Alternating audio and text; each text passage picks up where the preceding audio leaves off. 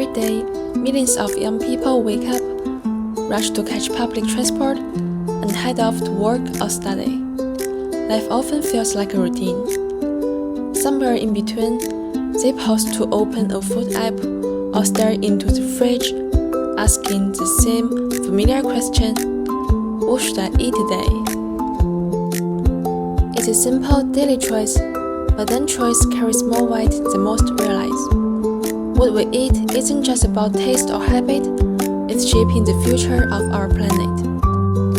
As the world faces rising temperatures, floods, wildfires, and food insecurity, the climate crisis can feel overwhelming. But one idea keeps gaining attention: low-carb eating, especially among younger generations. The low-carb eating means choosing foods that produce fewer greenhouse gases. It doesn't mean going fully vegan overnight. It's about reducing high-emission foods like red meat and adding more plants, veggies, legumes, whole grains, and nuts. Study shows this way of eating can support the planet and improve our health and life expectancy. The global food system produces about 1/3 of all human-caused greenhouse gas emissions. Animal agriculture, especially beef and lamb, is a major contributor. In contrast, plant-based foods have a much smaller footprint. They are also linked to lower risk of heart disease, diabetes, and early death. So what's good for the planet is often good for your body too. So what can we do about it? Don't worry, change doesn't have to be hard. You don't need to go all in. Just start with small, simple steps. Maybe just one low-carbon meal in a week. A tofu stir-fry or a veggie pizza.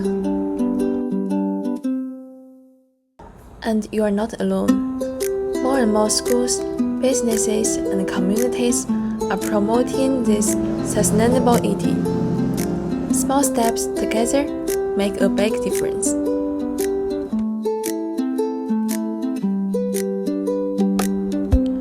You might be wondering, how do I get protein without meat? Are plant foods expensive? Let's break it down. No meat, no protein? Not true. Tofu, lentils, and nuts are all rich in plant-based protein.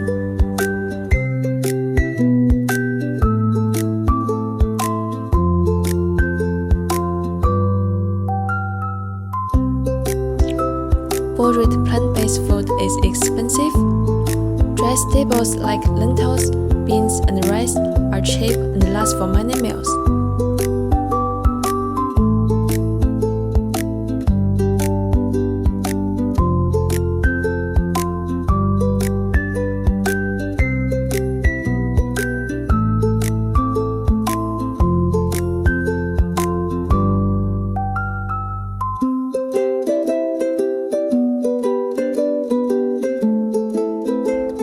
Not sure how to cook lentils?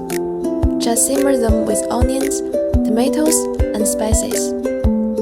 A simple stew that goes great with rice.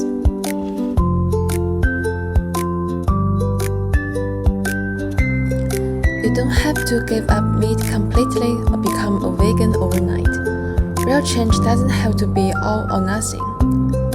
Even starting with just a one low-carbon meal a week can make a difference.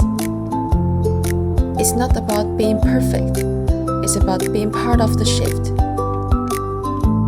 And the best part, it can be tasty, fun, and better for your health too. Some colorful veggie stir-fries, hearty lentil soups, or a weekend picnic with a plant-based snacks.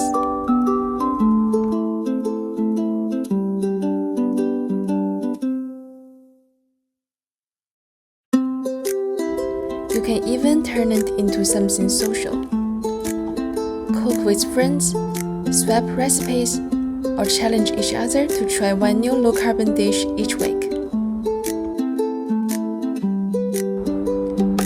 Why not snap a photo and share your creation online? Your plate could inspire someone else.